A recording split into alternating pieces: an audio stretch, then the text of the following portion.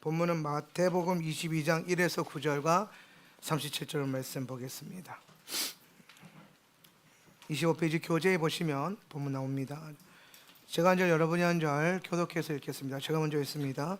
예수께서 다시 비유로 대답하여 이르시되 천국은 마치 자기 아들을 위하여 혼인잔치를 베푼 어떤 임금과 같으니 그 종들을 보내어 그 청한 사람들을 혼인잔치에 오라 하였더니 오기를 싫어하거늘 다시 다른 종들을 보내며 이르되 청한 사람들에게 이르기를 내가 오찬을 준비하되 나의 소와 살찐 짐승을 잡고 모든 것을 갖추었으니 혼인잔치에 오소서 하라 하였더니 그들이 돌아보지도 않고 한 사람은 자기 밭으로 한 사람은 자기 사업하러 가고 그 남은 자들은 종들을 잡아 모욕하고 죽이니 임금이 노하여 돈대를 보내어 그 살인한 자들을 진멸하고 그 동네를 불사르고 이에 종들에게 이르되 혼인잔치는 준비되었으나 청한 사람들은 잡당하지 아니하니 내거리 길에 가서 사람을 만나는 대로 혼인잔치에 청하여 오라 한대 예수께서 이르시되 내 마음을 다하고 목숨을 다하고 뜻을 다하여 주 너의 하나님을 사랑하라 하셨으니 아멘.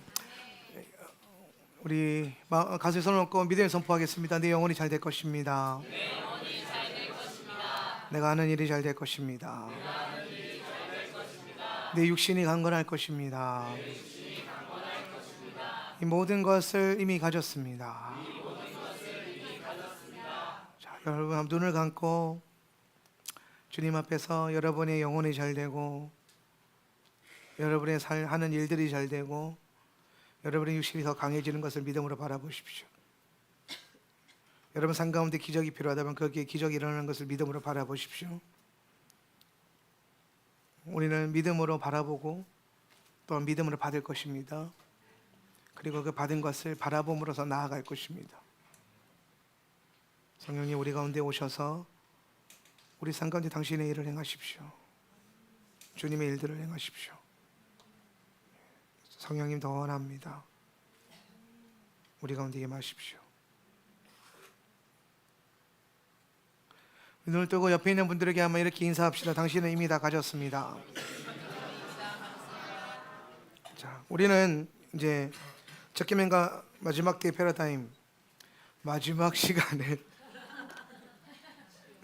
보내려고 합니다. 다음 주부터는 10데이즈가 시작이 돼요. 그래서 오늘 다 끝낼 겁니다. 끝내고 10데이 끝나면 새로운 믿음을 가지세요. 그래서 끝내고 다음 주 10데이 때부터 우리가 기도에 대해서 또 저와 또 많은 강사님들이 또 기도와 부흥에 대해서 나눠주실 건데 제가 10데이 계속해서 강조하고 있습니다. 여러분 10데이는 꼭 어떻게든 여러분 스케줄을 만드셔서 참석하셔서 기도로 뚫어내시고 여러분의 시간과 여러분의 재정과 여러분의 에너지와 여러분의 모든 계획을 다 들이십시오. 다른 일 만들지 마시고 반드시 10데이즈에 참여할 수 있도록 어떻게든 그걸 더 참여하도록 애를 쓰시고 여러분이 가지고 있는 힘과 에너지와 모든 걸 다해서 10데이즈를 우리가 잘 소화하고 이때를 영적으로 잘 지나가야 돼요. 하나님이 공동체 가운데 은혜를 주시고 기류를 주시는 그걸 잘 타야 되는데 그때를 여러분 지금부터 기도함으로 준비하셔야 돼요. 우리가 한 달 전부터 계속 주중 기도 가운데 디보션 인터세션 하는 가운데서 계속 이걸 위해서 기도하면서 하나님이 기도를 품게 하셨고 하나님의 일들을 계획해 놓으신 것 같은데 여러분 사실 제가 여러분 교회 오래 다녀보면 알겠지만은 제가 교회에서 집회에 이렇게 강사들 많이 처음 부르는 것도 처음이에요. 그죠? 안 불러요. 웬만하면 내가 가르치지. 웬만하면 내가 하고 웬만하면 내가 하지 굳이 다른 목사님 안 부르는데 혹시 오라고 그래가지고 하나하나 다 세우고 심지어 또 우리 호주에서도 날라와가지고 가르쳐 주시고 할 건데 여러분 꼭 잘 배우십시오. 여러분 몰라서 그렇지 그 오시는 분들 우리가 친해서 그렇지 밖에 나가면은 귀한 분들이에요. 박정희 목사님 이지훈 목사님 너무 자주 보니까 별거 아닌 것 같지만은 저기 진짜 판교 덕크로스만 가더라도 대단히 인기 있는 강사예요. 매 스쿨마다 매 집회 때마다 초임받는 인기 강사입니다. 그런 분들이 여러분을 사랑하고 존중함으로 이렇게 참여해 주시고 오시고 하는데 여러분 많이 참여해 주시고 특별히 10데이 예수님이 그러셨잖아요. 제자들에게 예루살렘을 떠나지 말고 기도하면서 기다리라고 약속한 것을 기다리라고 여러분 주님 앞에서 여러분 약속한 게 많지 않습니까? 여러분이 주님과 함께 신앙생활하면서 여러분 안에 하나님 약속으로 주신 뭔가가 있는데 그 약속의 것을 받기 위해서 여러분 머무르고 기도하고 뚫어낼 수 있어야 된다는 거예요. 가급적 온라인으로 또 참여하지 마시고 어떻게든 현장 참여할 수 있도록 많이 애써 보시고. 예. 우리 보니까 다음 주 수요일부터 저는 빡세더라고요. 저는 수요일부터 리더스데이, 목요일은 벌써, 금요일은 텐데이즈 시작, 토요일 집회, 주일 집회. 그거 하면 이제 그 월화수목 오면 이제 또 넘겨드리고 이렇게 할 건데 여러분 같이 기도함으로 이 시간을 잘 뚫어내서 여러분 인생에 기적이 일어나고 교회적으로 기적이 일어나고 좀 뭔가 변화가 일어나고 맨날 첫날 긴가민가 하는 신앙 말고 뭔가 명확하게 부어지고 풀어지고 나타나고 역사되어지는 그런 신앙. 여러분 눈앞에 있는 거대한 거인들이 여러분의 기도로 넘어뜨려지는 그런 역사를 보는 집회가 될 것입니다. 자, 이제 마태복음 22장을 가지고 이 본문을 가지고 이제 첫 계명과 마지막 때에 우리가 어떤 믿음을 가져야 되는가에 대해서 나누고자 합니다. 25페이지 교재 봅니다. 자, 예수께서 혼인잔치의 비유를 풀어주시고 첫 계명으로 연결해 주셨습니다. 이게 무슨 말이냐면 마태복음 22장 초반에 혼인잔치 비유가 나오는데 이 비유와 여러 가지 가르침을 연결해서 결론은 이 22장에서 뭘 결론을 내면은 뭘 내시냐면은 하나님을 사랑하고 이웃을 사랑하는 첫 계명의 그 원리로 우리를 이끌어 가신다는 거예요.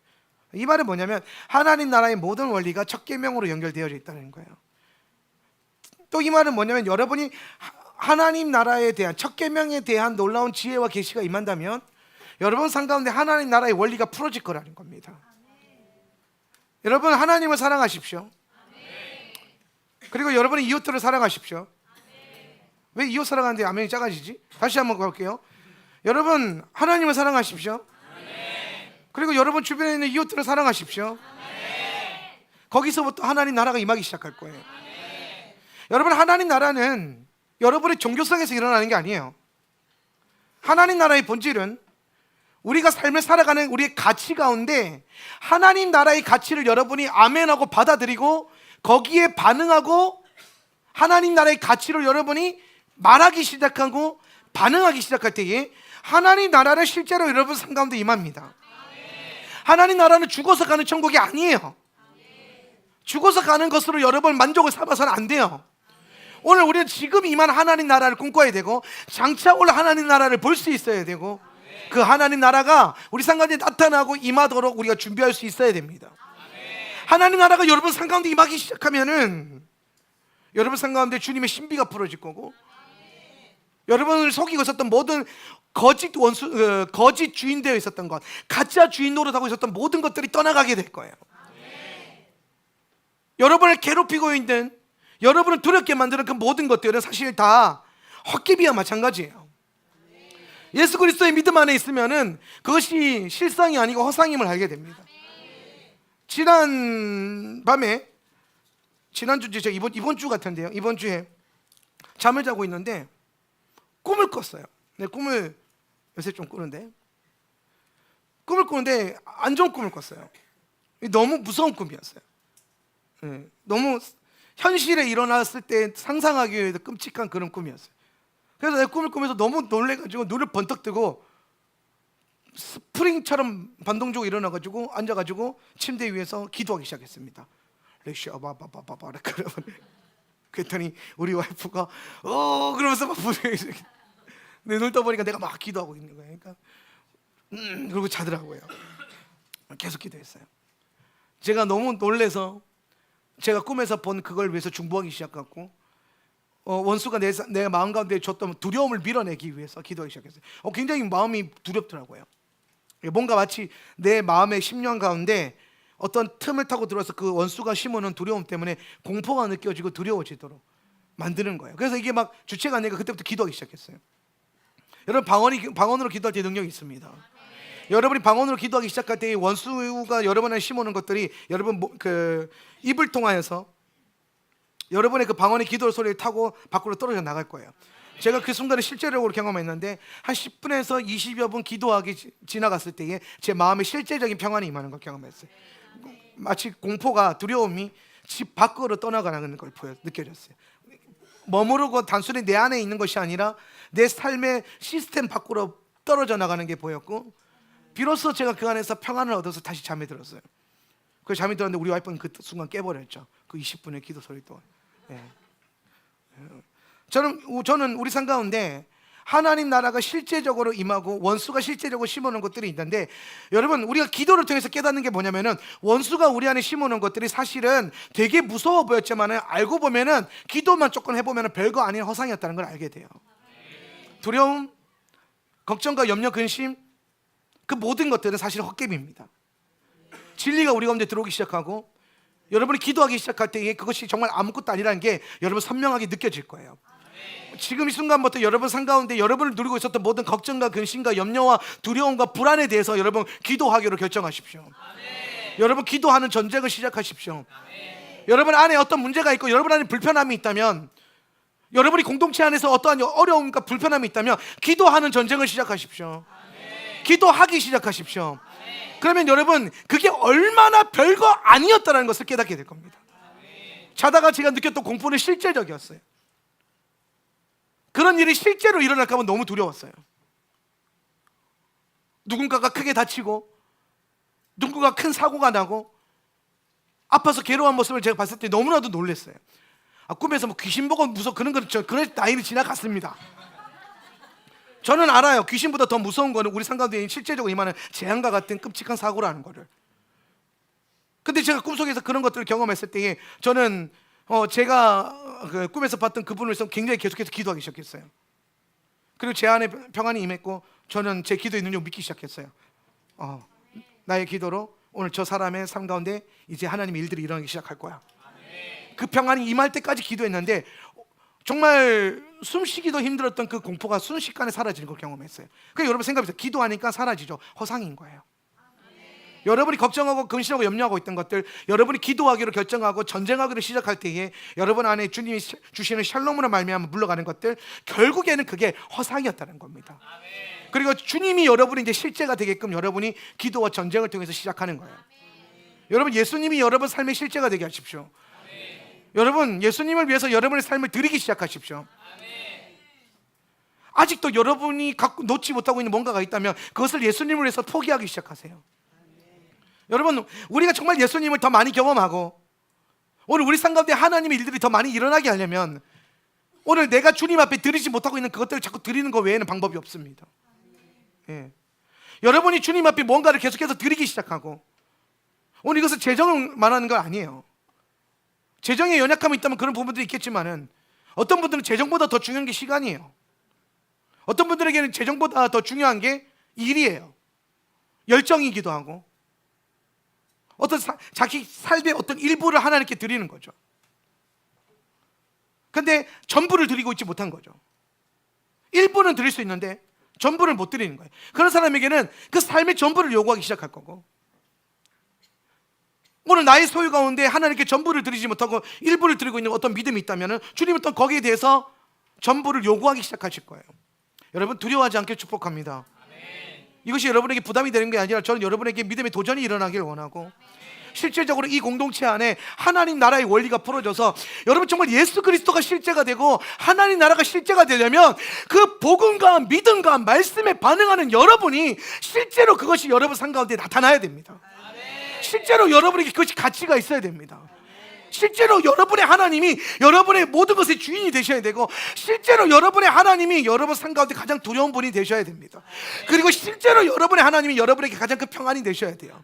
예수님이 함께 하시는으로 말미암아 원수가 심어놓던 모든 두려움이 실제로 떠나가고, 오늘 내가 나의 소유를 여겼던 모든 것들을 예수님 앞에 내려놓음으로 말미암아 예수님이 하시는 일들을 경험하기 시작하고 내가 그 속에 들어가기 시작하고, 그리고 예수님을 실제로 내가 내 삶 가운데 모셔드리고 인정하고 존중하는 삶, 종교로서가 아니라, 여러분 기독교를 종교로 만들지 마십시오. 여러분의 신앙을 종교로 만들지 마세요.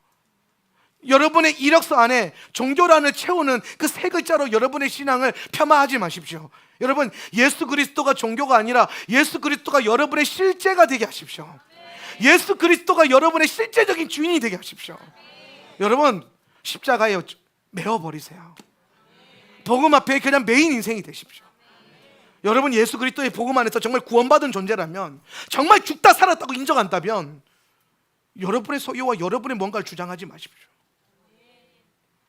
오늘 정말 내가 그분 안에서 살아난 인생이라면 내 것은 내 것이 아닙니다. 그러므로 나는 사나 죽으나 주의 것입니다. 그래서 우리가 오늘 내가 사나 죽으나 주의 것이라는 게 인정이 되기 때문에 사는 것도 죽는 것도 그리스도 안에서 유익이 되는 것입니다. 이런 놀랍고 담대한 놀라운 믿음을 걸어가십시오. 자, 다시 본문으로 돌아가지고 우리는 오늘 다 끝낼 건데, 할렐루야. 자, 오늘 마태복음 22장 본문에서 예수님은 하나님 나라에 대한 신부의 관점을 제시합니다. 이게 무슨 말이냐면은, 아버지의 영원하신 계획은 아들을 위한, 예수님을 위한 혼인잔치를 준비하는 것으로 채워져 있습니다. 성경의 전부, 구약의 여러분, 구약의 신비를 보면, 구약에 기록된 말씀들을 보면은 오늘 아들의 혼인잔치를 위해서 아버지께서 마련해 놓은 모든 장치와 플랜과 초대장과 그 모든 계획들이 다 구약 성경 안에 세워져 있어요. 그래서 우리가 성경을 통해서 우리가 알 수 있는 것은 하나님 아버지께서 아들을 위한 혼인잔치를 준비하고 있는 것이고, 이는 교회인 여러분과 예수님과의 하나됨 혼인을 말하는 겁니다. 혼인의 본질, 결혼의 설계의 핵심은 하나됨의 신비예요. 자, 여러분, 결혼이라고 하는 것을, 결혼을 여러분 누가 설계하셨죠? 하나님이 설계하셨어요. 하나님이. 그러면 결혼에 대한 하나님의 뭐가 있을까요? 목적이 있겠죠. 결혼은 여러분이 원하는 남편을 만나고 여러분이 원하는 아내를 만나서 외롭지 않게 살라고 주신 제도가 아닙니다. 아멘 하세요. 그걸 위해서 주신 제도가 아니에요. 결혼은 내가 원하는 사람, 내 마음에 드는 사람과 같이 합법적으로 살기 위해서 주신 것이 아니라, 결혼이 갖고 있는 가장 중요한 의미는 뭐냐면은, 주님께서 오늘 우리와 함께 그 결혼이라고 하는 비슷한 어떤 그 제도처럼 신비처럼 그 안에 우리와의 하나됨에 대한 그 계획을 갖고 계신데, 이걸 설명할 방법이 없는 거예요. 예수님이 우리를 그냥 천국으로 인도해 주는 것 정도가 아니라, 여러분을 단순히 구원해 주는 정도가 아니라, 여러분을 구원하고 천국으로 인도해서 그 천국 주님의 집에서 여러분과 하나됨을 누리기를 원하는 거예요. 그 하나됨의 신비를. 그런데 오늘 그런 거예요. 하나님이 나타나서 인간에게 내가 너와 하나 되겠다. 이게 인간 입장에서 도저히 이게 이해가 안 되는 거예요. 설명을 이게 깨달아지지 않는 거예요. 그래서 결혼이라고 하는 제도를 통해서 이걸 만들면서 남자와 여자가 만나서 하나 되고 거기서 나타나는 생명이 탄생하는 그 신비의 그 모든 과정을 통해서 주님이 우리에게 가르쳐 주시는 게 뭐냐면, 교회와 주님이 결국엔 그걸 이룰 거라는 거예요. 교회와 주님이 오늘 그 모든 것들을, 모든 관계보다 더 귀하고 더 개인적이고 또 더 깊고 또 더 신비하고 또한 더 은밀하기도 하고, 그 어떤 관계보다 더 많은 것을 알 수 있는 그 관계 안으로 주님이 우리를 초대하고 있는 거예요. 그래서 여러분, 건강한 결혼 생활이 굉장히 중요합니다. 저는 저희 교회에서 지금 7월 달에 부부 훈련 학교를 준비하고 있어요. 부부 제자도 딱 10커플 받습니다. 2박 3일 동안 제가 나눌 건데, 성경적 부부 제자도에 대해서 나눌 건데, 10커플이라고 하는 거는 커플이 다 안 오면 안 받아줄 겁니다. 남편 아내 손 꼭 붙잡고 둘이서 하나가 돼서 들어오셔야 돼요. 근데 그 안에서 우리가 깨달아야 될 게 뭐냐면은, 그 신비와 그 건강한 결혼 생활과 또 주님이 우리에게 예배 놓으신 그 결혼 생활의 모델을 우리가 공부함으로써 그 안에서, 아, 교회가 결국에 주님과 이런 신비 안에서 하나됨을 이루어야 되는구나.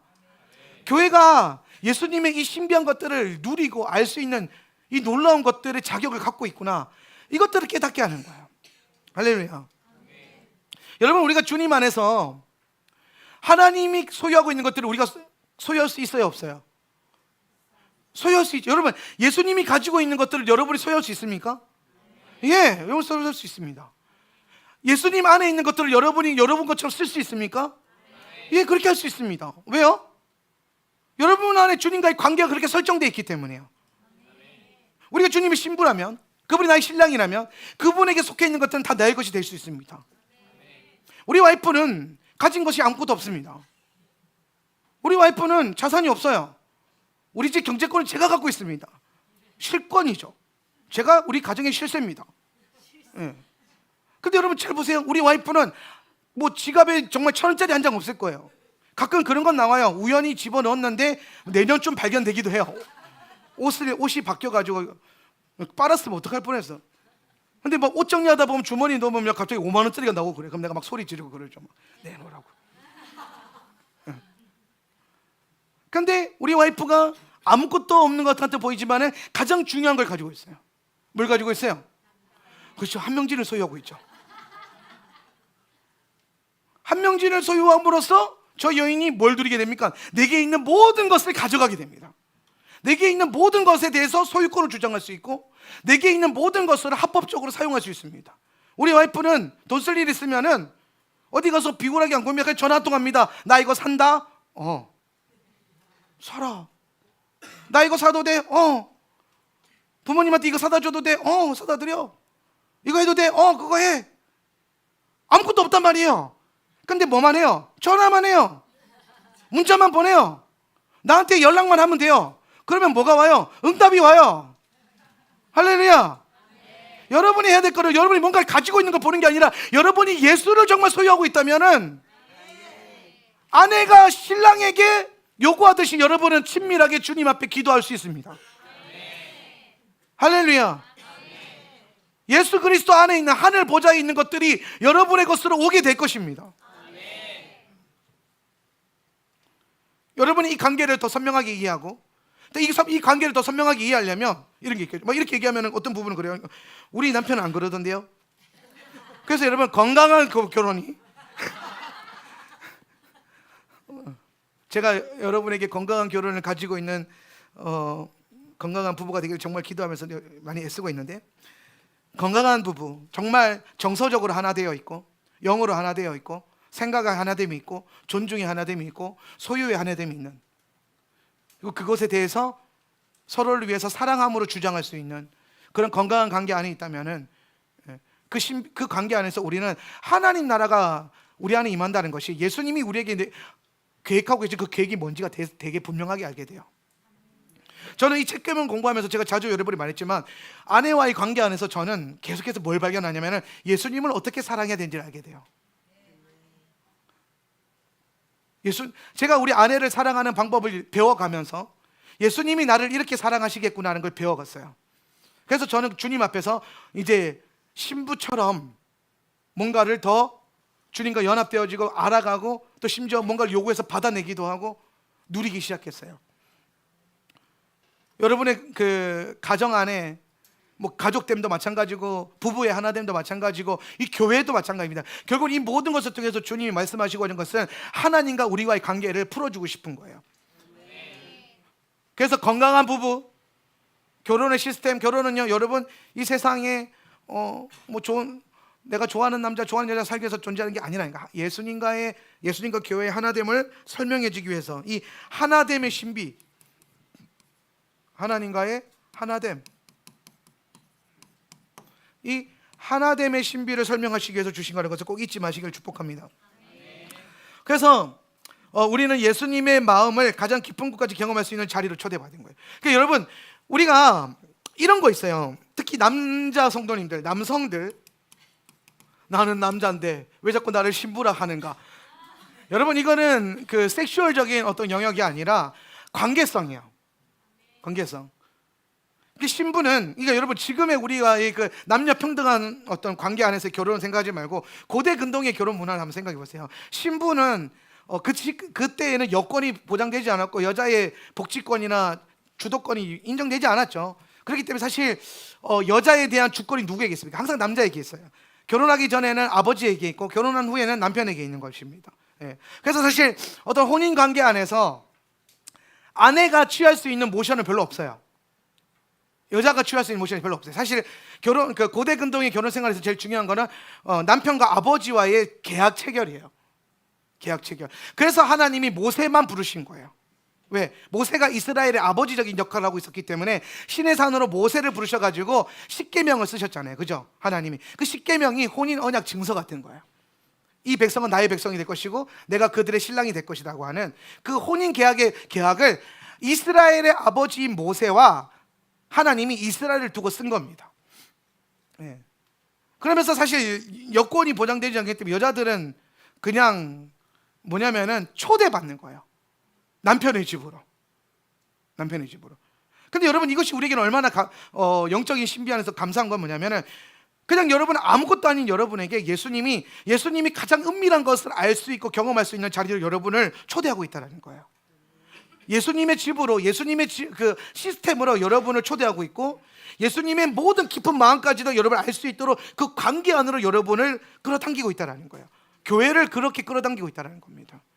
그래서 교회가 예수님과의 관계 안에서 건강한 교회의 교회론을 갖고 신앙생활을 할수록 예수님이 우리 가운데 갖고 계신 그 놀라운 계획들을 더 많이 알게 되고 그 신비가 더 많이 깨달아지는 거죠. 사실 우리가 신부로 부름받은 거는 앞으로 일어날 어떤 그 마지막 때에 일어날 어떤 일에 대한 모형이라기보다는 지금 이 순간 여러분에게 정말 귀하고 놀라운 자리를 초대받은 거예요. 네. 이번에 하나님은 예수와 함께 모든 세상을 다스릴 아담을 회복하고 세우는 일에 열심을 가지고 계십니다. 마치 왕국을 다스리는 왕과 왕비의 모습으로 교회와 예수님의 하나됨을 설계하신 겁니다.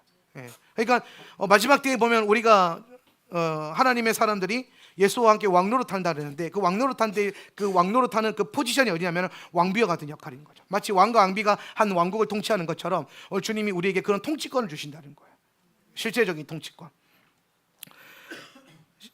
근데 마태복음 비유에서 10번에 마태복음 비유에서 임금님이 초청한 그 초대를 거절하는 백성들이 나오는데 그게 바로 이스라엘이에요.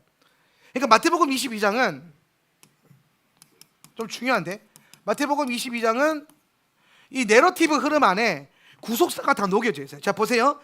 처음에 3절을 보면 2절 3절 볼게요. 천국은 마치 자기 아들을 위하여 혼인잔치를 베푼 어떤 임금과 같은, 이게 하나님 아버지죠, 그죠?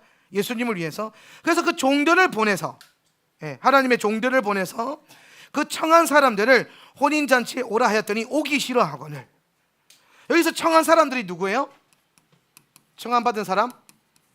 이게 이스라엘입니다. 이스라엘을 주님이 가장 먼저 주님 아들의 혼인잔치에 초대받은 사람들로 부른 거예요. 그리고 그 초대하기 위해서 보낸 초대장이 토라입니다. 초대장이 있잖아요.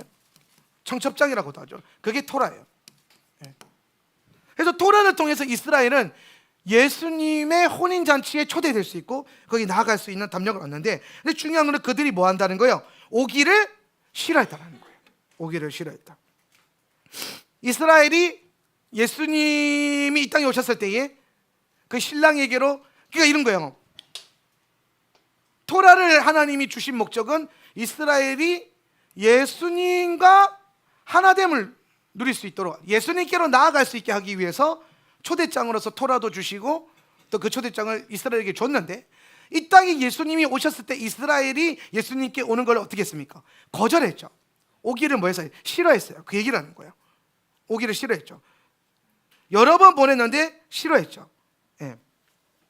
그래서 그 다음 절에 보면 4절에 보면 다시 종들을 보내며 이르되 청한 사람들에게 이르기를 내가 오찬을 준비하되 나의 소와 살찐 짐승을 잡고 모든 것을 갖추었으니 혼인잔치에 오소서 하라 하였더니, 5절에 보니까 그들이 돌아보지도 않고 한 사람은 자기 밭으로 한 사람은 자기 사업하러 가고 그 남은 자들은 종들을 잡아 모욕하고 죽였다라는 거예요. 이게 거절하는 거죠. 예수님의 그 초대를 거절한 겁니다, 이스라엘이. 그랬더니 7절에 임금이 노하여 군대를 보내어 살인한 자들을 진멸하고 동네를 불사른다는 거예요. 이게 뭐냐면은 7절이 AD 70년에 일어난 디도 장군에 의한 예루살렘 멸망을 말하는 거예요. 이스라엘이 주님의 청함을 거절하니까 주님께서 군대를 보내서 그들을 뭐 하셨어요? 진멸하고 죽이셨죠. 자, 그 다음에 죽이고 난 다음에 7절에 임금이 노하여 군대를 보내어 불사르고, 8절에 이에 종들에게 이르되 혼인잔치는 준비되었으나 청한 사람들은 합당하지 아니하니 내 거리 길에 가서, 이제 아무 길에 가는 거죠. 길에 가서 사람을 만나는 대로 혼인잔치에 청하여 오라 한대. 이게 뭐냐면은 오늘 이스라엘 예루살렘 멸망 이후에 복음이 이방인 선교로 뻗어나갔던 그 사건을 말하는 거예요. 네. 오늘 이스라엘이 거절해서 진멸당하고 난 다음에 임금이 혼인잔치는 그대로 유효하다 이 말입니다. 혼인잔치는 그대로 유효하니까 여기 이제 사람들을 채워야 될 거 아니에요. 그래서 나가서 사람들을 보내서 길거리에 가서 아무나, 그러니까 이방인이죠, 이방인들이라도 데리고 와라. 청원받지 않은 사람들도 이제 데리고 와라 해서 채웁니다. 그런데 여러분이 이 비유에서 여러분이 이미 알고 있는 게 있어요. 그렇게 청원받아서 온 사람들이 있는데 그 사람들이 왕이 왔을 때 어떻게 됐습니까? 그 청원받은 이방인들 가운데 예복을 입지 않은 사람들이 있었어요. 그죠? 예복을 입지 않은 사람들이 있었어요. 그래서 왕이 어떻게 합니까? 예복을 입지 않은 사람들을 내어쫓아버려요. 그러니까 여러분 보세요. 이게 이스라엘이 거절을 해서 이스라엘 진멸하고 이방인들에게 그분을 열었는데 이방인들이 또 예수님께로 왔어요. 오기는 왔어요. 혼인잔치 들어왔어요. 그런데 얘네는 뭐가 문제예요? 이스라엘은 안 들어온 게 문제고 이방인들은 들어왔는데 뭘 안 입고 있었다고요? 예복을 안 입고 있었다는 거예요. 예복을. 그럼 여러분 예복이 의미하는 바가 뭐예요? 성경에 보니까 요한계시록 19장 7절에서 8절인데요 우리가 즐거워하고 시작 크게 기뻐하며 그에게 영광을 돌리세. 어린 양의 혼인 기약이 이르렀고 그의 아내가 자신을 준비하였으므로 그에게 빛나고 깨끗한 세마포 옷을 입도록 허락하셨으니 이 세마포 옷은 성도들의 옳은 행실이로다 하더라. 자, 이 세마포 옷이 예복인데 이 세마포 옷이 성도들의 뭐라는 거예요? 옳은 행실이라는 거예요. 옳은 행실. 자, 그러니까 초청받은, 즉 혼인잔치에 초대받았으니까 신부의 혼인잔치, 아들의 신랑 혼인잔치 초대받은 그 신부로서 마땅히 예복을 갖춰 입어야 되는데 그 예복은 뭐라? 옳은 행실이라. 그럼 여러분 여기서 하나님 아들의 맞는 옳은 행실의 기준이 어디에 있습니까? 토라에 있죠. 토라죠. 아까 이스라엘이 혼인잔치 초대받은 그 초대장이 뭐라고요? 토라예요. 이방인들이 혼인잔치에서 입어야 했던 옳은 행실, 쫓겨나지 않고 혼인잔치를 누릴 수 있으니까 옳은 행실이 뭐라고요? 토라입니다. 우리가 마태복음 복음서에 보면은 잘 알다시피, 여러분이 잘 알다시피 예수님이 이 땅에 오셨을 때에 많은 사람들이 주님께 와서 이렇게 말합니다. 주여 주여 하고 외쳤을 때에 나더러 주여 주여 하는 자마다 다 하나님 나라에 들어갈 수 있다 없다? 혼인잔치에 들어갈 자가 있다 없다? 없다 그랬어요. 그러면서 뒤에서 뭐라고 합니까? 나는 너희를 도무지 알지 못한다. 그러면서 불법을 행하는 자들아 내게서 떠나가라는 거예요. 예수님이 그들을 모른다고 했던 이유가 뭐냐면 그들이 옳은 행실로 살지 않았기 때문입니다. 옳은 행실로 살지 않았기 때문이에요. 이스라엘이 이 혼인잔치에 들어갈 수 있는 합당한 자격을 입을 수 있었던 이유가 뭐냐면 그들에게 토라, 이 초대장에 대한 선명함이 있었고 오늘 이방인들이 들어갔다가 쫓겨나는 이유가 뭐냐면 토라가 없었기 때문이에요. 그 마지막 때 이 예화를 통해서 주님이 하시고자 하는 말이 뭐냐면 이스라엘이 정말 온전한 구원을 얻으려면 이스라엘이 진짜 그토록 원하는 걸 하려면 너희들은 어디로 가야 된다? 예수님께로 가야 된다 이 얘기를 하는 거고, 그죠? 이방인들이 너희들이 정말 혼인잔치에 들어와서 나와 함께 하나됨을 누리려 한다면 너희에게 뭐가 필요하다는 거야? 토라가 필요하다는 겁니다. 하나님의 기존을 갖지 않고 이 옳은 행실을 가지고 있지 않은 상태에서는 우리가 그분의 나라에 그분의 혼인잔치에 들어갈 수 없다라는 거예요. 25페이지 2번 마지막에 보면 비유의 시간이 지나고 언약의 성취의 시즌으로 가면 예비된 혼인잔치에 빛나고 깨끗한 세마포를 입도록 허락한 신부들이 정렬되어 있습니다. 이것이 바로 성도들의 옳은 행실이에요. 이 역시 토라입니다. 마지막 때에 주님은 토라의 회복과 함께 신부들을 정렬하실 거예요. 우리가 배우고 있는 이 첫 계명은 토라의 심장입니다. 토라의 모든 것이죠. 모든 율법은 첫 계명과 둘째 계명으로 우리를 이끌어갑니다. 이 계명 위에 서 있지 않으면 우리는 주의 혼인잔치에 참여할 수 없게 되는 겁니다. 자 보십시오. 우리가 지금까지 첫 계명을 공부했어요.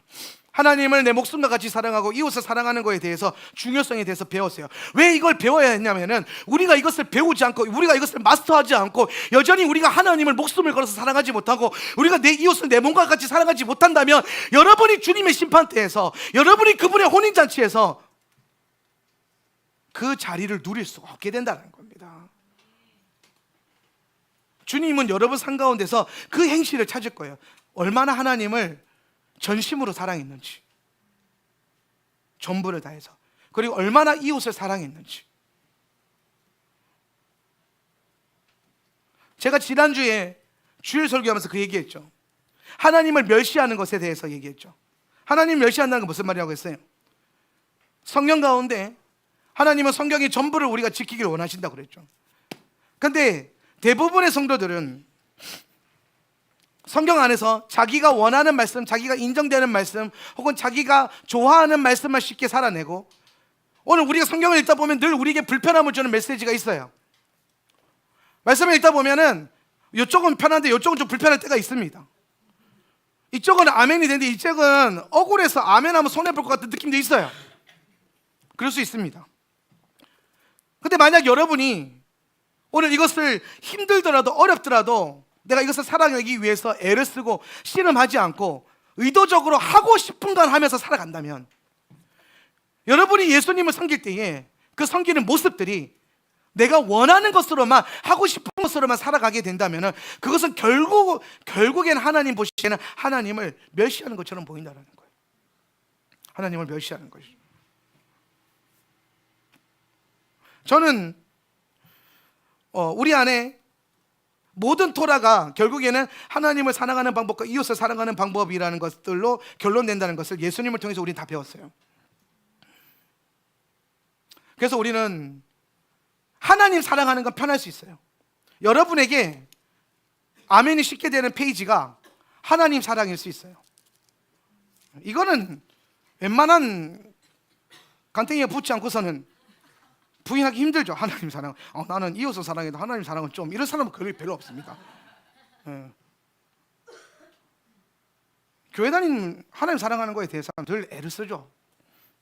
근데 우리의 연약함은 항상 어디서 드러나냐면 이웃이에요. 내 옆에 있는 형제 자매죠. 똑같아요. 여러분이 하나님을 멸시하지 않으려면 여러분은 여러분 주변에 있는 모든 이웃을 사랑해야 됩니다. 근데 우리는 아주 다분히 나한테 잘 맞는 성도, 나랑 친한 성도, 내 뜻대로 반응해주는 사람, 내가 이해할 수 있는 사람, 나한테 잘 맞는 사람만 사랑하려고 하는 경향이 늘 있다는 거예요.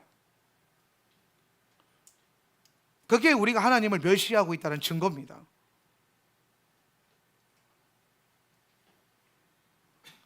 저는 여러분에게 뭔가를 완전하게 이루라는 것을 얘기하는 것이 아니라고 매주 말하고 있습니다.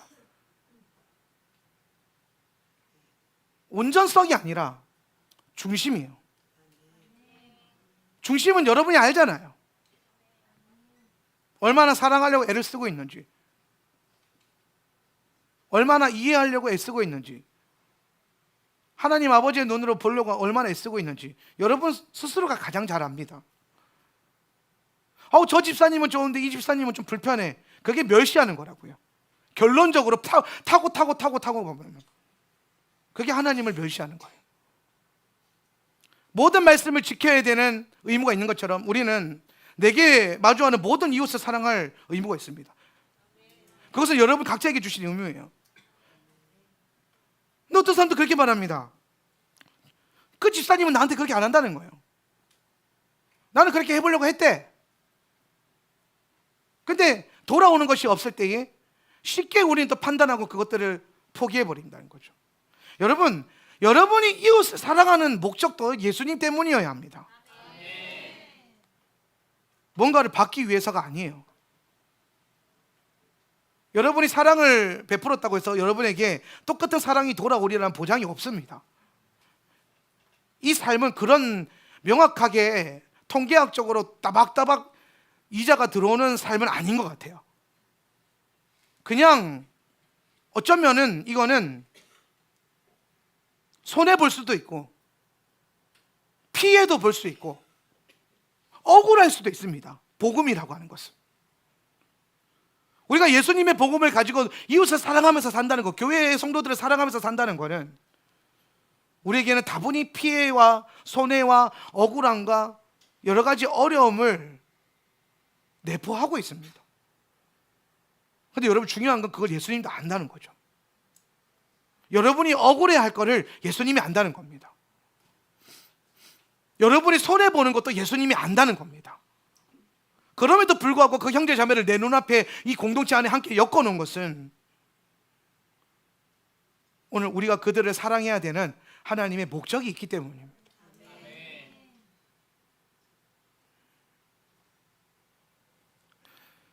우리가 이 계명 위에 서 있지 않으면 우리는 주의 혼인잔치에 참여할 수 없게 될 겁니다. 그래서 우리는 이 첫 계명이라는 이 짧은 한 절의 성경을 수십 주간 동안 몇 주? 20주? 20주 동안 수십 주죠. 20주면 20주 동안 했던 말 또 하고 했던 얘기 또 듣고 분명히 지난주 얘기했던 것 같은데 뭔가 다르긴 한 거지만 별로 크게 달라진 건 없고 본문은 안 바뀌고 한 토막에 한 시간씩 하고 분명히 다 끝나 그랬는데 오늘도 다 안 끝날 것 같고 그런 과정을 통과하면서 우리가 계속해서 이 사랑해야 된다고 하는 이 방법을 배우고 이 이론을 배우고 이 진리를 배우는 이유는 이것이 우리 안에 있을 때 진실로 우리가 주님 앞에 내가 너를 내 이름으로 안다라고 하는 그 존재가 된다는 거예요. 많은 분들이 하나님만 사랑하면 되는 줄 알아요. 많은 분들이 예수만 잘 믿으면 되는 줄 알아요. 아니에요. 그 예수님을 믿는 여러분에게서 예수님이 찾으시는 거는 주님의 자녀들을 얼마나 섬기고 사랑했느냐를 그걸 찾으실 거예요. 그걸 카운트하는 거예요. 너보다 연약하고 너보다 힘든 사람들에게 얼마나 뭘 더 해줬니? 또 힘들고 연약하고 어려울 뿐만 아니라 그냥 여러분이 마주하는 모든 사람들요. 또 그러면 꼭 뭐 약한 사람들만 찾아야 되고 힘든 사람들만 찾아야 되는 것 같은데 아닙니다. 여러분보다 강한 사람도 섬길 줄 알아야 되고 여러분이 마주하는 모든 사람들을 사랑할 수 있어야 돼요. 아유 목사님 저 사람은 나보다 부자인데요. 뭐 그래도 그 사람은 사랑받을 자격이 있어요. 할렐루야. F번에 마태복음 비유는 교회 시대가 세 가지 방향을 향해 나아가는 것을 보여줍니다. 먼저는 이스라엘을 부르는 거예요. 그러니까 마태복음 22장에서 하나님 나라의 그 혼인잔치의 신비로 가기 위해서 예수님이 가장 먼저 하셨던 것은 뭐냐면은 이스라엘에게 파수꾼들을 보내서 청하는 사람들, 선포자들을 보내서 이스라엘을 회복시키는 겁니다. 이스라엘을 부르는 단계죠. 이스라엘은 하나님 나라를 위해서 예비된 중요한 존재들입니다. 하나님께서 성경을 통해 이스라엘을 택하신 이유는 그들이 먼저 예표를 보여주는 것에 있습니다. 여러분 이스라엘이라고 하는 존재는 유일한 존재가 아니라 예표가 되는 존재예요. 걔네만 구원받는다가 아니라 걔네가 구원의 예표가 된다는 것이고 걔네만 구원은 그러니까 복을 받는다는 게 아니라 이스라엘이 복을 받는 성도의 예표가 된다는 겁니다. 그래서 이스라엘이 어떻게 자라는가를 잘 보면 여러분이 뭘 해야 되는지 알 수 있다는 거예요. 그게 예표성이죠. 그래서 중요합니다. 이스라엘이. 그러니까 여러분에게 이스라엘이 없으면 안 돼요. 여러분의 신앙의 개념 안에서 이스라엘이란 나라와 민족과 그 어떤 그 지리가 없어서는 안 됩니다. 아주 중요합니다. 왜냐하면 그것을 가지고 주님이 우리에게 하실 것들을 설명하고 있기 때문이에요. 마지막 때 하나님의 나라가 임할 때에 오는 세 가지의 기준도 마찬가지예요. 하나님은 가장 먼저 이스라엘을 부를 겁니다. 이스라엘을 먼저 부르실 거예요. 두 번째는 뭡니까? G번의 두 번째 방향성은요, 선교 시대예요. 이스라엘을 부르시면서 동시에 하나님이 그 다음 스텝을 하시는 일은 온 열방 가운데 복음을 전하는 겁니다. 이스라엘의 거절을 통해 복음의 비밀과 능력은 이방인 교회로 뻗어나가게 됩니다. 이는 로마서에서 말하는 이스라엘의 넘어짐을 통해서 얻게 되는 축복입니다. 마지막 때는 무엇보다도 선교의 부르심에 민감하게 움직여야 됩니다. 마지막 때의 가장 중요한 예표가 모든 민족과 모든 족속에게 복음이 전파되는 것입니다. 마태복음 24장 14절 이 천국 복음이 시작. 민족에게 증언되기 위하여 온 세상에 전파되리니 그제야 끝이 오리라. 선교는 마지막 때의 교회에게 주어진 가장 중요한 사명입니다. 열방의 교회들의 상급은 여기서 나눠질 거예요. 여러분 어떤 일보다 선교에 더 많이 에너지를 쏟을 수 있기를 바랍니다. 정말 선교가 중요합니다. 우리가 금요일마다 드려지는 헌금은 다 구제와 선교를 위해서 사용되어지는데, 여러분 재정으로도 섬기고, 또 우리가 뭐 단기 선교를 가거나 비전 트립을 가거나 이스라엘 선교를 갈 때에 여러분의 재정을 가지고 헌신적으로 대가 지불하면서 참여하시길 바랍니다. 그 모든 것들이 선교 시대를 향한 부르심 안에 여러분이 콜링되어지는 것이고 순종되어지는 거예요. 예. 저는 우리 자녀들 가운데 많은 선교사가 일어나길 바라요. 하나님이 아멘을 들으셨는 줄 믿습니다. 저는 이곳에서 많은 선교사들이 일어나서 열방으로 뻗어나갔으면 좋겠어요. 왜? 마지막 때에 이스라엘을 불러내거나 선교하거나 이 두 개가 제일 중요합니다. 그래서 이스라엘을 부르는 자들이 되거나 섬기는 자들이 되거나 나가서 선교하는 자들이 돼야 됩니다. 그리고 가장 중요한 거는, 선교지에서 해야 될 가장 중요한 건 뭐냐면, 그 이방인들로 하여금 다시 이스라엘을 부르는 일에 동참하게 하는 겁니다. 이스라엘을 불러내야 됩니다. 예수님의 보좌로 나오도록 끌어당겨야 됩니다. 그게 여러분의 기도가 아주 중요한 거죠. 세 번째 스텝이 뭐냐면은, 이제 아까 우리 봤듯이 신부단장입니다. 자, 이스라엘의 넘어짐이 있었어요. 이스라엘 불렀는데 이게 첫 번째 단계이고, 그래서 그 다음에 주님이 이스라엘이 안 되니까 그 다음에 선교 시대를 열었어요. 이방인들을 불렀습니다.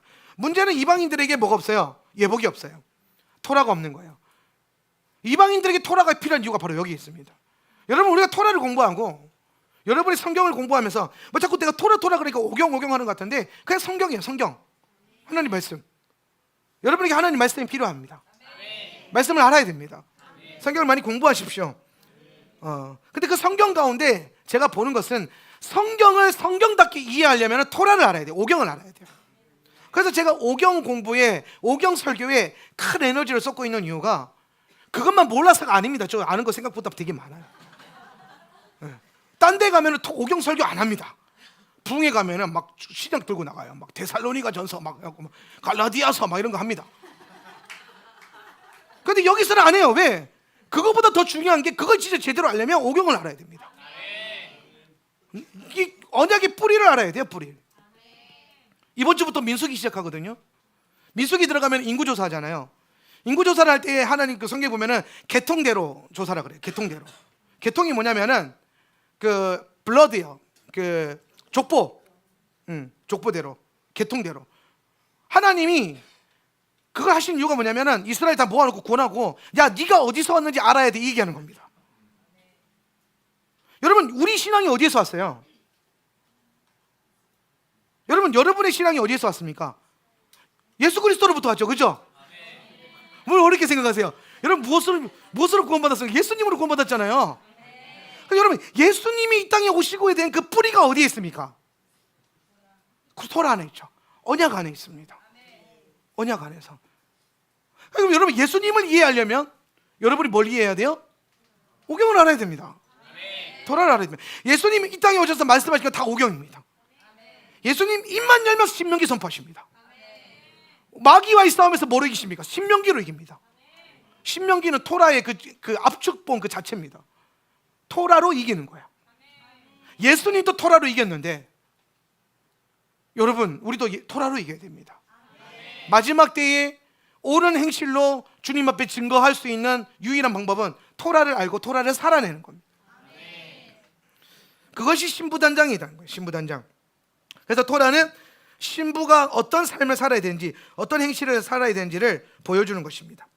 마태복음 7장 22절, 아까 제가 말했던 건데, 그날에 많은 사람이 나더러 주여 주여 우리가 주의 이름으로 선지자 노릇을 하며 주의 이름으로 귀신을 쫓아내며 주의 이름으로 많은 권능을 행하지 아니하니까 하리니, 그때 내가 그들에게 밝히 말하되 내가 너희를 도무지 알지 못하니 불법을 행하는 자들아 내게서 떠나가라. 이 불법이 뭐예요? 율법에 반대되는 거예요. 율법에 반대되는 거. 불법, 히브리어로 하면 뭐예요? 토라가 아니다는 뜻입니다. 불법이란 건 법이라고 하는 토라거든요. 율법은 뭐예요? 토라를 지킨다는 뜻입니다. 율법이라고 하는 거는 토라를 지킨다는 거. 그런데 토라를 지키지 않고 토라가 아니라고 말하는 사람들이 어떻게 된다는 거예요? 예수님이 마지막 때에 모른다고 하는 사람들이라는 겁니다. 모른다고 하는 사람. 알아야겠죠? 열심히 들으세요. 이방인 교회는 토라의 예복을 통해서 신부로 정렬될 수 있습니다. 토라는 신랑을 더 사랑할 수 있는, 신랑의 사랑을 더 받을 수 있는 원리를 알려주는 거예요. 여러분이 토라를 더 알게 되면은 여러분이 예수님을 더 사랑할 수 있는 방법을 알게 되고, 여러분이 토라가 깊어지면 주님의 사랑이 더 깊어져요. 사랑받는 여인이 될 수 있습니다.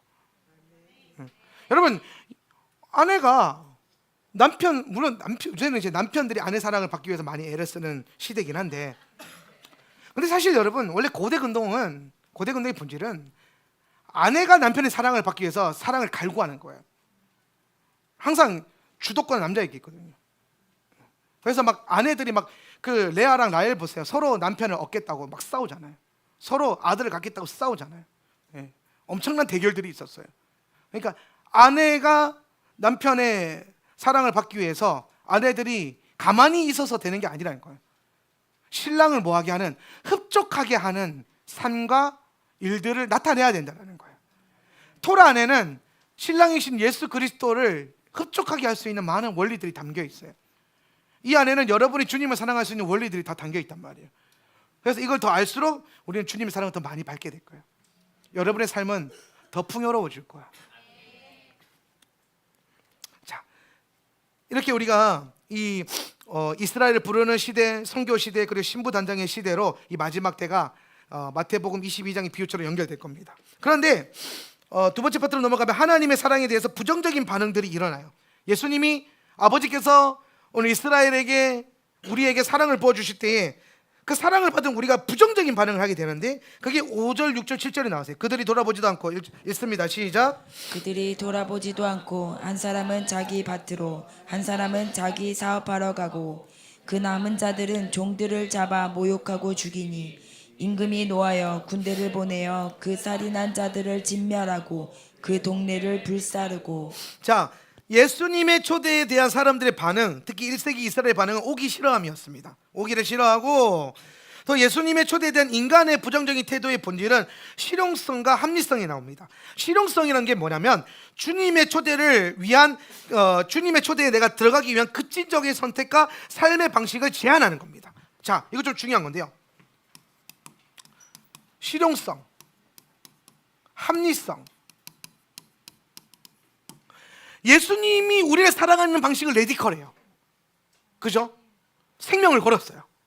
예수님은 여러분을 사랑하기 위해서 생명을 걸었어요. 그게 십자가가 그 증거입니다. 네.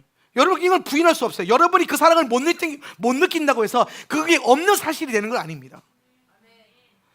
여러분이 주님의 사랑을 지금 못 느끼고 있다 하더라도 그게 예수님의 사랑이 없는 증거가 아니라는 거예요. 예수님이 여러분을 죽기까지 사랑했던 증거가 십자가에서 나타나고 있고 역사가 증거하고 있기 때문에 오늘 증거는 선명해. 그 못 느끼는 건 여러분이 안에 있는 문제지. 그래서 여러분 안에 마음이 변화돼야 돼요. 그런데 문제는 우리가 주님을 사랑함에 있어서 사람들이 어떻게 반응하냐면은 실용성으로 반응한대요. 실용성이라는 게 뭐냐면은 예수님의 그 급진적인 사랑에 나도 급진적으로 대응해야 되는데 그것을 내가 급진적으로 대응하지 않고 가치와 방식을 제한하는 겁니다. 가치 차원에서 하나님을 향한 사랑에 대한 희생적인 헌신을 매우 광신적으로 표현하는 거예요. 오늘 우리 안에 적당히 하고자 하는 것들, 과하지 않게 해야 된다는 것들, 예수님을 사랑함에 있어서 전부를 드리는 그런 레디컬한 신앙을 가진 사람들한테 너무 광신적이라고 세상이 몰아가고 있다는 거예요. 그리고 우리 안에도 은근히 뭐가 있냐면은 다른 어떤 것에 대해서 내가 열심을 다하고 최선을 다하고, 노는데 최선을 다하고, 먹는데 최선을 다하고, 내 꿈을 이루는데 최선을 다하는 데는 전혀 돈을 아까워하지 않고 전혀 시간을 아까워하지 않아요. 그런데 오늘 이 시대에 내가 예수님을 위해서 시간을 드리고, 예수님을 위해서 재정을 드리고, 예수님을 위해서 내 인생을 던질 때 그것에 대해서 그거 위험한 거야. 그거 너무 과한데? 예수는 그렇게까지 안 믿어도 돼 라고 말하고 있다는 거예요. 자아의 만족을 위해서 어떤 한 가지에 몰두하고 투자하는 것에 대해서는 대단해, 멋있어. 하나님 나라를 위해서 내 삶을 던지는 인생을 향해서는 야, 너무 광신적이지 않아? 야, 교회는 일주일에 한 번만 가는 거야. 정신 차려 라고 말한다는 거죠. 근데 중요한 건 우리가 거기에 많이 동의되어 있다는 거예요. 여러분 제사법을 보세요. 성경에서 예수님이 이스라엘을 구원하시고 강야에서 가장 먼저 가르친 게 제사법이거든요. 근데 제사법에 보면은 제사법의 본질이 뭐냐면은 가장 좋은 것을 드리는 거예요. 그죠? 흠이 없는 거, 가장 좋은 거. 근데 여러분 그 정신이 신약의 십자가를 통과하면서 사라졌습니까? 그 정신이, 그 마음이, 그 중심이 십자가 통과하면 은혜 안에서 그냥 무던하게 묻어가요? 아니죠. 여전합니다. 우리는 여전히 그리스도의 십자가 안에서 예수님께서 실제로 자기의 전부, 자기 안에 있는 가장 전부와 모든 것과 좋은 것을 통해서 우리 사랑하셨듯이 그에 대한 우리의 반응도 그렇게 돼야 됩니다. 근데 그렇게 하지 않고 있다는 거예요. 예수님을 위해서 좋은 걸, 가장 좋은 것을 드리는 제사법에 대한 정신이 실종되어 있다는 거예요. 그것은 우리의 삶을 어떻게 변화시켰냐면 적당히 예수님께 드리는 것으로 신앙의 가치를 후퇴하게 만들었다는 거예요. 여러분, 예수님을 위해서 여러분의 시간과 여러분의 재정과 여러분의 모든 것을 드림에 있어서 가장 좋은 것을 드리는 것을 아까워하지 마십시오. 예수님을 위해서 시간을 내어드리는 거, 헌신하는 거, 정말 여러분 예수님을 위해서 뭔가를 해보세요. 예수님을 위해서. 그리고 그것이 여러분에게 가장 우선순위가 되기 시작할 때 우리는 다시 제사의 정신이 회복되면서 하나님 나라의 그 영광스러움이 다시 일어날 거예요. 그런데 우리 안에는 그렇지 못하게 됨으로써 적당히 남는 시간에 할 수 있는 것에 드리는 이상한 신앙생활의 방식이 세상 속에 들어가고 우리 안에 남겨지게 됐다는 거예요. 거기서부터 문제는 항상 시작이 됩니다. 또 성경에 보니까 왕의 초대를 거절하고 밭으로 사업을 하러 간다는 것은 삶을 살아가는 가치를 하나님을 위해 헌신적으로 드리지 못하는 실용적인 신앙인들의 믿음을 보여줍니다. 복음은 언제나 급진적, 희생적 헌신을 요구한다는 거예요. 그런데 이런 거죠. 예수님 부르는 거예요. 혼인잔치에 와주겠니? 나를 예배하기 위해서 와주겠니? 그랬을 때 오기를 싫어하는 겁니다. 왜? 반매로 가야 된다는 거야. 난 하는 일이 있어요. 사업이 있다는 거야. 나는 하고 싶은 사업이 있어요. 그러니까 우리는 예수님을 섬기는 게 내가 하는 일과 내가 하는 사업의 뒷전이라는 거예요. 그 다음 순위에 있다는 거죠. 항상. 근데 여러분 잘 생각해 보세요. 우리 윗세대는요, 실제로 8, 90년대 부흥이라고 하는 세대를 경험해 봤어요. 저는 어렴풋이 기억이 나요. 우리 믿음의 어미들이 어떻게 예수 믿었는지, 어떤 정신으로 하나님을 섬겼는지, 그리고 더 나아가서 어떤 마음으로 주의 종들을 섬겼는지도 저는 기억이 나요. 근데 요즘은 안 그래요. 요즘은 너무 실용적이에요. 너무나도 합리적인 것을 따져요. 예수님을 섬김에 있어서. 그런데 27페이지 올라가면 신부의 관점이라는 것은 예수님을 사랑하는 성도들의 삶이 일어나는 거죠. 우리 안에, 여러분 안에 예수님을 사랑하는 마음이 일어나는 거예요. 그런 관점이 생기면 실용적인 태도로 살아가는 성도와 교회들을 향해 새로운 관점을 제시하게 됩니다. 신랑의 초대에 머무를 수 있는 삶, 왕의 오심을 준비하기 위해 삶의 가치를 헌신할 수 있는 삶의 여정으로 우리를 이끌 겁니다. 신부의 관점은, 우리가 신부가 되어야 되는 그 관점은 교회 리더들이 성도들에게 제공하는 상담, 예언, 설교, 제자 양육 시스템의 변화를 일으킬 거예요. 저는 우리 교회 안에 이게 일어나기를 원해요. 오늘 목회자들이나 셀 리더들이나 리더들 여러분에게 쉽게 나누는 어떤 상담이라든지 해드리는 기도라든지 제가 하는 설교라든지 우리가 하는 제자훈련 프로그램이라든지 이 모든 것 안에 신부의 영성이 들어가야 된다는 겁니다. 신부의 영성이 아니라 다른 뭔가가 들어가기 시작하면은 이 마지막 때에 예수님을 가장 최우선순위로 가치 있는 것으로 여기는 그 신앙에서 점점점 멀어질 거라는 거예요. 왜 신부의 관점이 중요한지? 신부는 신랑밖에 몰라요. 제가 부흥회 가잖아요. 우리 와이프는 제가 오는 거 외에는 별로 관심 없어요. 우리 와이프는 내가 가서 무슨 은혜를 끼치고 무슨 기적을 일으키고 설교를 얼마나 잘하고 뭘 얼마나 잘했는지 별로 관심 없습니다. 너 언제 오니? 이게 항상 관심이 있어요. 막 자랑하고 싶을 때가 있거든요. 어마어마한 일들이 일어났어. 오늘 내가 기도하는데 병자들이 낫더라고. 실제로 그래요, 여러분. 내가 기도하는데 막 놀라운 일이 일어났어. 막 사람들이 막 쓰러지더라고. 근데 그 얘기를 막 됐다. 그래서 결론은 하나, 항상 이걸 끝나요. 그래서 언제 와? 근데 여러분, 마지막 때 교회에 이런 모습이 필요해요.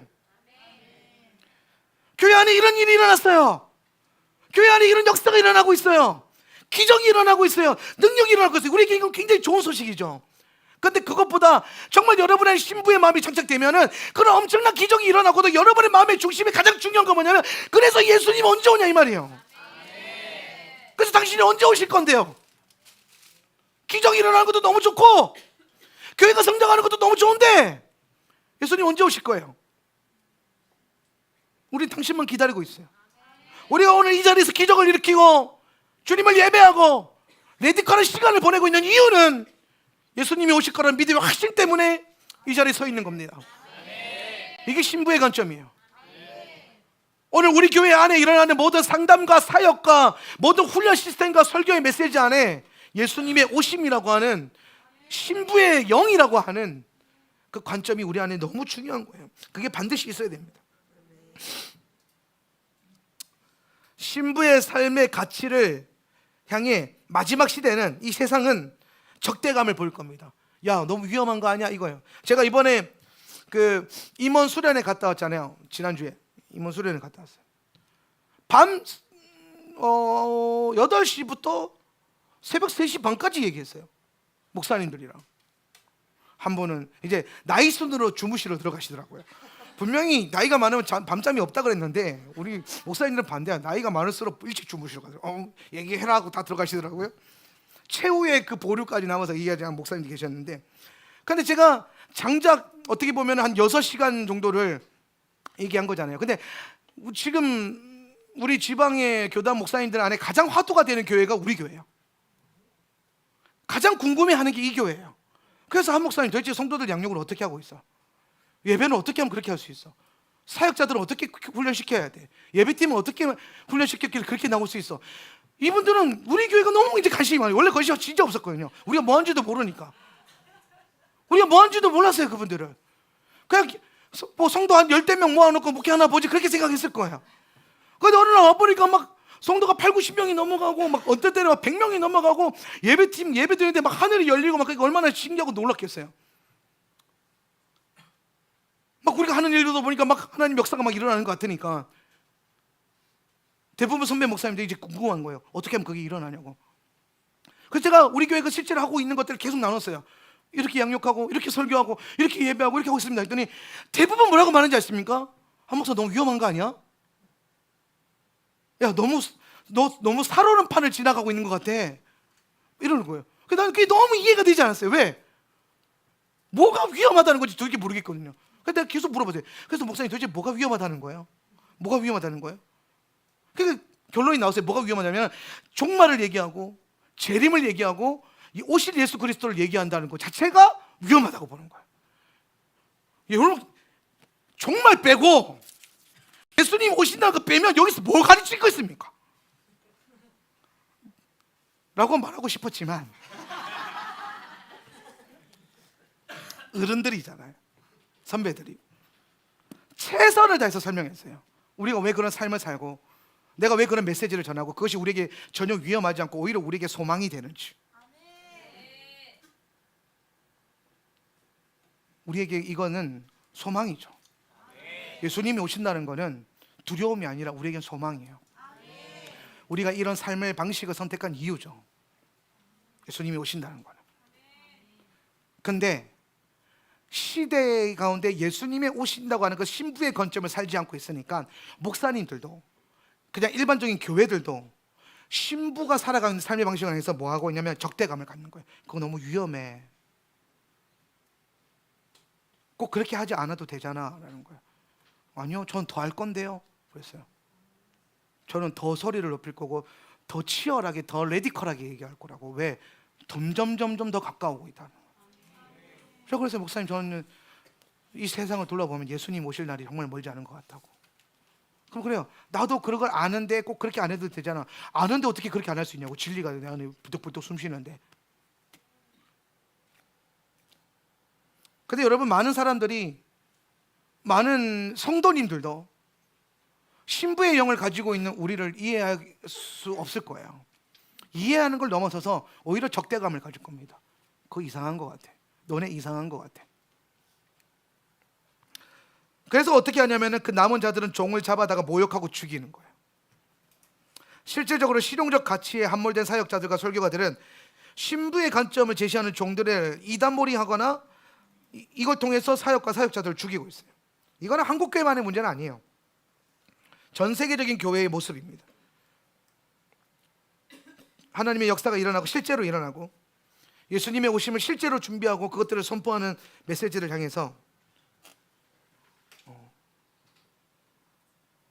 잘못된 적대감이죠. 그래서 그 사역들을 죽이고 있어요. 점점점 누르고 있어요.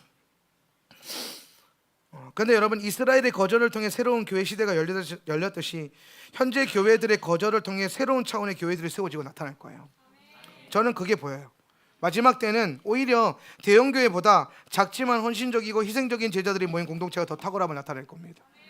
이전에는 분명히 그랬어요. 이전의 선교시대, 신부의 관점 이전의 선교시대는 크고 강할수록 좋았어요. 그래서 여의도 순복음교회는 정말 탁월한 선교의 업적을 가졌어요. 전 세계에 3,000개 이상의 교회를 세웠습니다. 한 교회가 3,000개 이상의 교회를 세웠다고요. 거기에 목회자들과 선교사를 늘 파송하고 있습니다. 엄청난 일을 하고 있죠. 근데 마지막 때가 다가올수록 그 3,000개나 되는 교회 안에 마지막 때가 예수님의 신부가 준비되지 않고 있다는 사실을 보게 될 때마다 우리는 더 많은 경악을 하게 돼요. 뚜껑 열어봤는데 예수님이 없어요. 뚜껑 열어봤는데 재림의 복음이 없어요. 뚜껑 열어봤는데 신부의 영성이 없어요. 그들의 신앙의 본질은 하나입니다. 어떻게 하면 이 땅에서 잘 먹고 잘 살까? 어떻게 하면 이 땅에서 내가 하고 싶은 뭔가를 예수님 때문에 복받아서 잘 해볼까? 어떻게 하면 내가 이 땅에서 뭔가를 더 해볼까? 거기를 예수님이 좀 도와줄 수 있으려나? 이런 느낌. 아니면 이런 거죠. 죽어서 천국은 가야 되니까 어떻게든 교회는 다녀보자. 근데 여러분, 이거는 하울람이 추구하는 신앙이 아닙니다. 이게 여러분이 추구하는 신앙이 아닐 줄 믿습니다. 네, 우리는 그러려고 모인 단체가 아니고 그런 교회가 아니고 그게 우리의 부르심은 아니에요. 우리는 오히려 그런 분들을 깨울 겁니다. 그런 분들의 심령 안에 신부의 영을 장착시키고 불어넣을 거예요. 때가 가까웠고 마치 세례 요한처럼 광야에서 외치는 자의 소리가 있어 이르되 회개하라 천국이 가까웠느니라. 오늘 그래서 우리의 삶이 그런 고백이 되고 외침이 돼야 된다는 겁니다. 그래서 저는 대형 교회보다 마지막 때에는 작지만 헌신적이고 희생적인 제자들이 모인 공동체, 여기에 참 중요한 요소가 있다고 봐요. 탁월함이죠. 탁월함. 그 다음에 신부의 정렬이 일어날 것인데 마지막입니다. 신부의 정렬됨.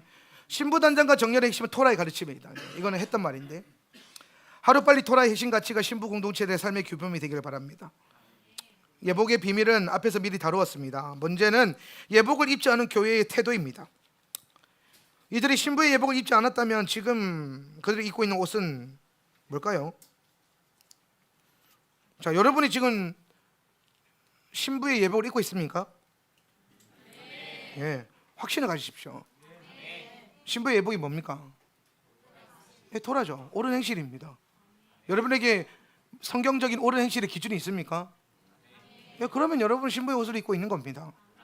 근데 여러분 이걸 안 가르치는 교회가 많다는 거죠. 그럼 도대체 그 교회 성도들은 뭘 입고 있는 걸까요? 종교의 옷입니다. 본인의 신앙을 종교로 만들어버린 옷이에요. 기독교, 종교, 아니면 뭐예요? 타협에 오실 겁니다. 그렇게까지 안 해도 돼. 그렇게까지 예수 안 믿어도 돼. 11조는 구약의 법이야. 신약에서 안 해도 돼. 아닙니다. 종교의 옷이란 성도들의 내면에 형성된 종교의 영을 의미하는 겁니다. 기독교는 종교가 아닙니다. 기독교를 종교성으로부터 자유케 하는 분이 성령이십니다. 그래서 우리가 성령을 더 추구하게 되면 종교성이 더 밀려나요. 네. 성령은 우리에게 친밀함이라고 하는 새로운 차원의 삶으로 이끄는 거예요. 이게 굉장히 중요합니다. 성령이 하시는 일이 뭐라고요? 우리를 예수님과 성령님과의 친밀한 삶으로 이끄는 거예요. 네. 이 친밀함이 중요한 이유는 우리 안에 있는 모든 두려움과 염려를 제어할 수 있는 능력이 되기 때문이에요. 신부의 영을 가지고 있는 우리도 이 마지막 때를 바라볼 때 때로는 두려움이 일어날 수 있다는 거죠. 그런데 예수님과의 친밀함이 있고 성령님과의 친밀함이 훈련되어 있다면 그 친밀함이 우리 안에 올라오는 모든 두려움과 염려를 내어 던지고 밀어낼 거라는 겁니다. 신부의 헌신은 성령으로 충만하지 않은 자들이 보기에 매우 광신도적일 수 있다는 거예요.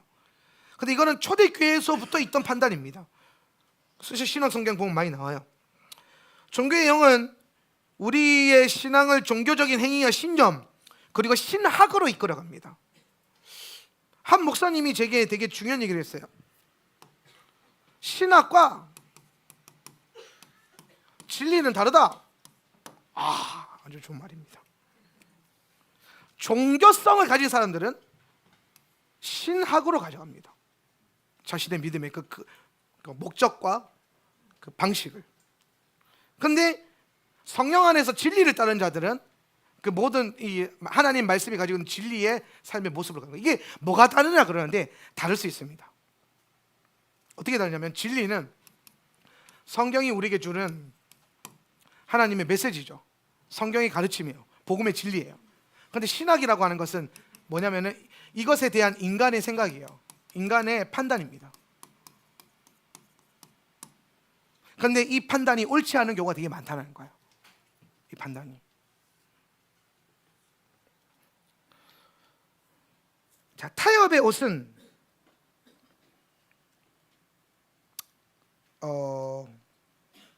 오케이. 종교의 영이 가지고 있는 거 넘어가고요. 자, 타협의 옷은 실용적인 성도의 모습을 의미한다고 했어요. 타협하는 거죠. 복음은 매우 레디컬한 것인데 우리의 삶 속에서 급진성이 나타나는 것에 대한 두려움. 그러니까 교회 다니면서 뭐 처음 올라보면은 내가 이렇게 계속 교회 다녀도 되나 싶은 것들, 내가 이렇게까지 하면서 신앙생활해도 되나 싶은 것들, 내가 이런 메시지를 계속 들으면서 괜찮을까 이런 느낌 있죠. 자, 성경 우리가 보면 어떻게 합니까? 내가 이래도 되나 싶을 정도로 약간 그 있잖아요. 그게 뭐냐면 레디컬이에요. 이래도 되나가 레디컬이라고요. 예배 드리면서 이렇게까지 해도 되나 싶은 것들, 그게 레디컬이다. 자,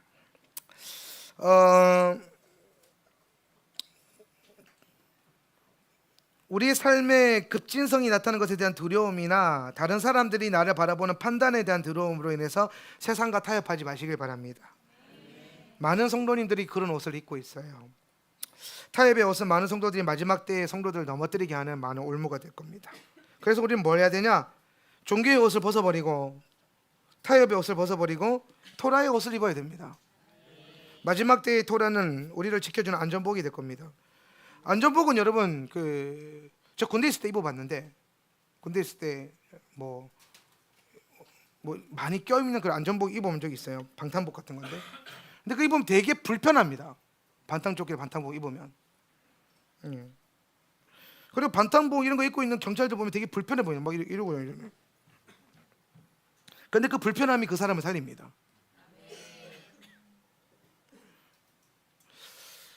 율법은 불편해요. 말씀대로 사는 건 불편합니다. 말씀대로 사는 인생은 매우 불편하고 자유를 억압하는 것만 같아 보여요. 그런데 그 불편함이 여러분을 지옥불에서 건질 겁니다. 살릴 거예요.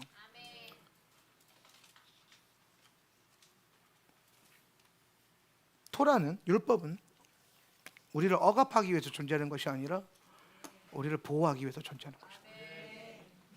그래서 우리는 말씀대로 사는 삶을 계속해서 도전할 겁니다.